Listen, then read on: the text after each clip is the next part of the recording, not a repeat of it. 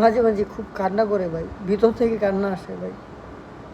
আমি ভাই চোখে পানি নাই, কিন্তু ভিতরে ঠিকই কাঁদতেছে।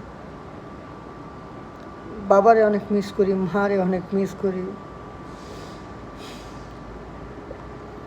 অ্যাটলিস্ট পরিবারের সবাইরে আমি খুব মিস করি। হাত দুইটা বাঁধা, কিন্তু যাইবার ক্ষমতা নাই।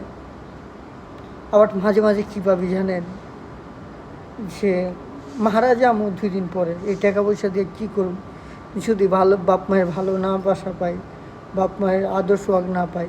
আবার এটাও ভাবি যে টাকা পয়সা ছাড়া ফ্যামিলিতেও দাম নাই ভাই। মধ্যবিত্ত যারা, তারাই বুঝতেছে যে বাপ মায়ের ভালোবাসা, এই প্রবাস জীবন। আমাদের ভাই টাকা হলে ভাই বিদেশ আসতাম না। মধ্যবিত্ত হয়তো বাড়িতে কিছু করে খেতে পারতাম ভাই, কিন্তু ভাই ওই টাকা থাকতো না। বিদেশ আসলাম, ভাবলাম যে কিছু টাকা করে ঋণ শোধ করে আবার চলে যাব,